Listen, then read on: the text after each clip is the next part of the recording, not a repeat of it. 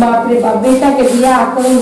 कि पतो आई तो हमरा काम ना करे के, लेकिन का करी पतो बिया पतो नहीं खे तो नागिन भी ना वो काम को देखो तो नहीं के बुढ़ापा में काम करते का हो बोलियो का बोला कर गुनगुना कर सामने गुनगुना। अरे काहे ना गुनगुनाई हो, और दिन तो घर में बैठल बैठल की खाना बना दी तो चूल्हा बर्तन कर दी, तू का कहीं तो महारानी है बड़ू। हां तो महारानी ना होई, हमर बाबूजी से बियाह करे के टाइम में इतना पैसा उतना पैसा ले, एक हाथे 5 लाख रुपया एक हाथे हमरा के दलल तो ऑर्डर ना करवाई कर के कर तू ना कर तो हम करे। अरे तो की दहेज ना लेया, सब बुढ़ापा में माई बाप सोचेला कि बेटा के बियाह हो पतो आई तो सास के करी। अच्छा तो बेटा के चलवालो एक खातिर की दहेज कमाई पैसा। अरे छोड़ा ना दहेज वाले हमरा मरे के बाद तो आई तोरे में फुकाता तो पैसा डेंटिंग हमरा में ना हम अनपढ़ नहीं होनी, कुछ लिखे पढ़े ना आवेला एक्चुअल रही जैसे ई बुढ़िया को लगा आपने तो बिगड़ जाएगा तेनु। जा जा जा जा सब हमर बेटे का कमरी पर चढ़ा के भेले वो ऐसा रोई ना रही कहे तो नहीं बोली थई ना आगे छुरी खाने पतो लेके आई।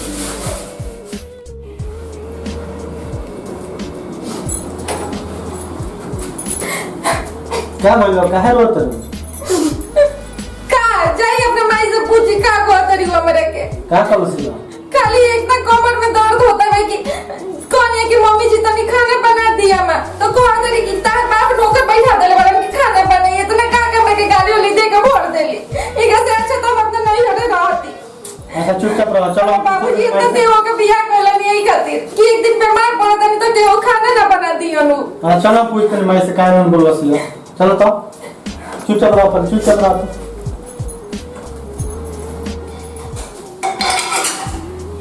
करे भाई का बोलिए तेरे को के जाके के करा के हो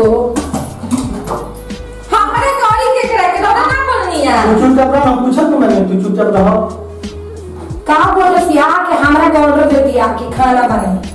ना जी बाबा मैं कोनी है कि कमर बहुत दुखाता है कोनी मम्मी जी खाना बनाती तो ना बनाई नहीं है और मैं गाली देता नहीं है तो ना जितना काम नहीं की करो तो उतना मैं बोल देले बानी आई तारा सामने सारा सब झूठ बोलती खाने बनाओ खातिर रोज देता रोज बीमार रहत है खाना ना रोज हम ही बनावत है आजा के तारा लगे गिर गिर खाने का बदल दे तो तू चले ले पूछे ना जी रोज मम्मी का झूठ बोलत नहीं का काहे हम पूछा तो मैंने काहे तू बिना मतलब के बात बोलते रहो मैंने ठीक काम होता कौन सी ठीक काम होता मेरा रूप पर वाकी चले ले लड़े एक बार पूछ लो कि भाई रोज खाना के बनावेला प्रवासी थोड़ी लगता नहीं तो जोन बुझाओ तुम करो समझो सामान चलता ना ड्यूटी तो नहीं चलता ड्यूटी ना छोड़े तारा तो जोन बुझाओ कर लो आज खाना क्या है करो सब तुम खाना खा करो बोलियो करे से ठंडा चूड़ा मिलता है चल के बिना खाइए तो इने तो चाहत लगा कि अपने पर ठीक ही रह हां तू ना चाहत लो ना हम ना आजा केकरा के हमरा अलमारी के तो कमाई है बाप रे बाप तो पियो साड़ी हम कहत नहीं तहार करे ठंडा गलू बिना खोले पूरा सोना के जब से नीचे ले हम हमार बेटा बिना खोले चल तो माथा पर बजा हो जा जा अब खिया तो नहीं हम मार के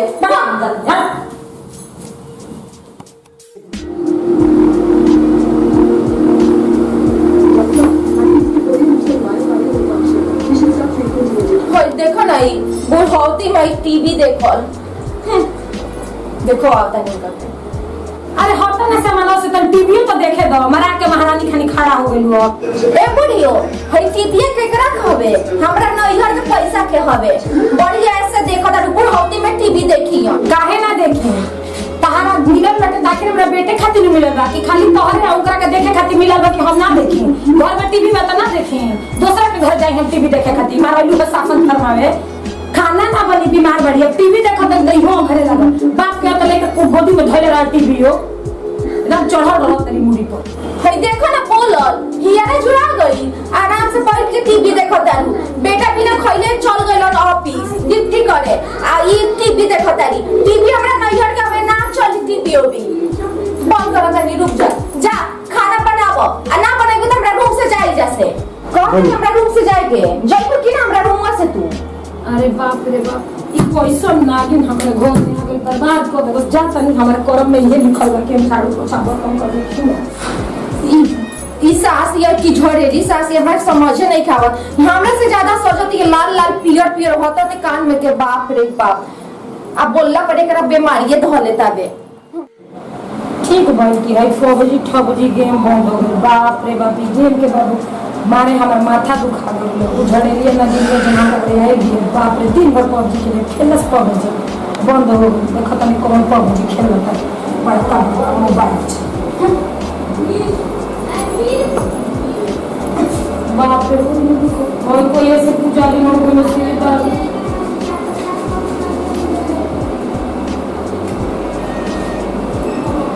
ओम जय जय देवा स्वामी जय जय देवा बुढ़िया के कदी आनर बुढ़िया के कदी आनर हम चाहर मेवा ओम जय जय देवा दिन रात हम से लड़े स्वामी दिन रात हम से लड़े गोराबा तोड़ दी बुढ़िया के हम कारण चढ़ाए मेवा ओम जय जय देवा पाठ कराए पूजा कराए दी आनर बुढ़िया के स्वामी को दी आनर ओम जय जय देवा। ये भगवान बुढ़िया के आंख पैर टूट दी रौरा के हम आठजाम कराएं पूजा कराएं भोग लगाएं 56 को भोग लगाएं। हे भगवान कह दी बुढ़िया के गोड़ हाथ टूट जाए तो चलो ही ना आवते पिया एक बार बोलने तो इनका काम निकाल दे कि पूजा करो करे कि हमारे हाथ गोड़ तुरंत रे सुना कोई सुनाइए ना हे भगवान लोग जौन गाओ करे पर पड़ो करे आँख हमरो पर गोड़ टूटो बाजी हो तो सब हो जा वो हमरा के देखी हई सास के कहती है बाप रे बाप तू पूजा करत रही हमरा हाथ तुरंत रे गोड़ तुरंत रे हमरा के आँख करत रे भगवान से तू हमरा के छोड़े ही कहत रे पबजी बंद हो गई कहत रे अपन लोग से ना कहीं दिन भर मोबाइल से खेलत रे हमारा क्या करत रे दाल में दर्द बा मम्मी जी खाना ना बनेली है मम्मी जी बना के ठुसावे खाती बाड़ी देखो तू छूट ना हमारा दाम तेरा पूरा उठल छोड़ा दे झड़ेली पर बाबू सास तो अब पूरा गांव पर नाचो तारू जवान अब पेपर पढ़ो तारू कुछ काम नहीं कुछ करो तो पूरा जो छोड़ा दे 1 मिनट में होता है अब वहां तक चुप रहेंगे कहां चुप रह तू कहां कर ले कर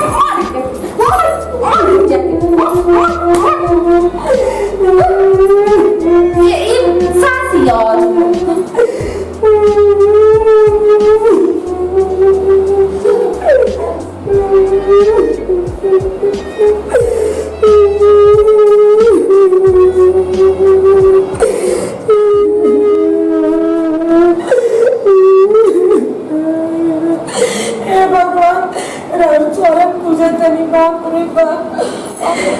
सबकर मोती बुद्धि ठीक करी भगवान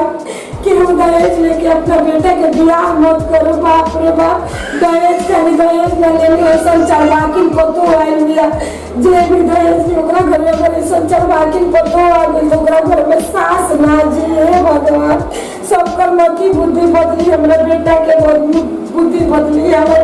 पतो आयल ओकरा के मोती ठीक करी कि अपना सास के इज्जत करो ना तो हमर मौत मत हो जाएगी।